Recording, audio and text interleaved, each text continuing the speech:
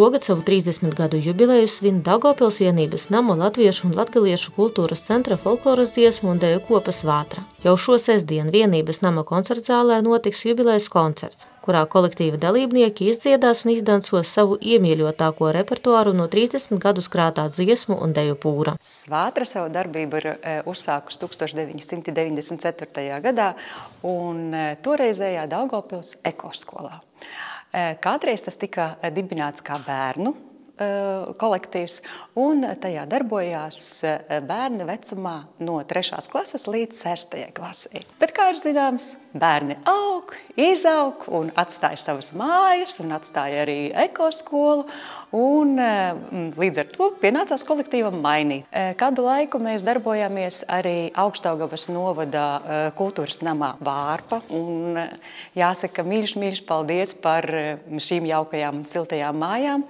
Un arī šie gadi paskrēja ātri, un kolektīva sastāvs nomainījās, un radās daudz jaunu sadarbības programmu ar kādreizējo Latviešu kultūras centra vidējās paaudzes deju kolektīvu Sābri.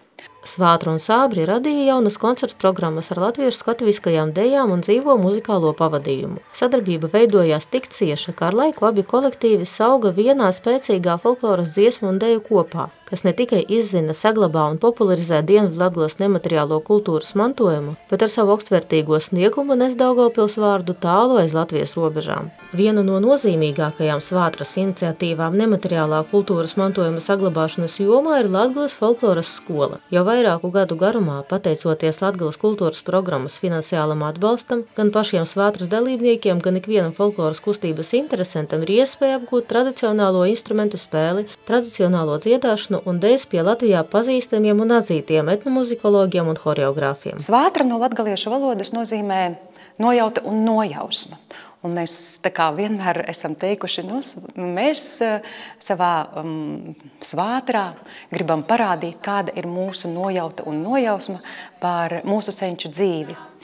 Un paskatoties šobrīd jau ar 30 gadu pieredzi, es gribētu teikt, ka nojauta un nojausma ir ļoti labi, bet zināšanas, kas ir daudzu lietu pamatā, tās šo nojausmu palīdz radīt pilnvērtīgāku un bagātāku.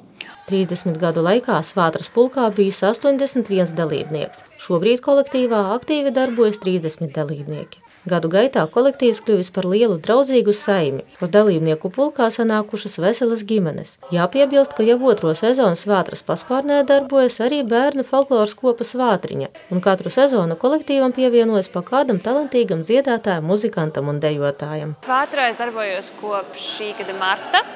Un es nokļuvu sākotnēji caur to, ka es tradīciju mājā pasniedzu kokas nodarbības, biju kokas skolotāja, un mani uzaicināja arī darboties Svātrā.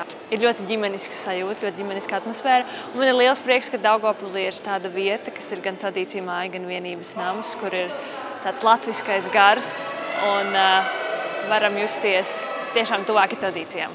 Jau šo sestdienu 30. novembrī 16:00 vienības nama koncertzālē notiks folkloras dziesmu un deju kopas Svātra 30 gadu jubilejas koncerts. Tajā skatītājiem būs iespēja baudīt repertuāru, ko gadu gaitā iemīļojuši paši Svātras dalībnieki. Dziesmas dažādos latviešu tradicionālās dziedāšanas stilos un, protams, arī dejas, kadriļas, lanceti un rotaļdejas. Ieeja koncertā bez maksas. Sižetu sagatavoja Daugavpils valstspilsētas pašvaldības sabiedrisko attiecību nodaļa.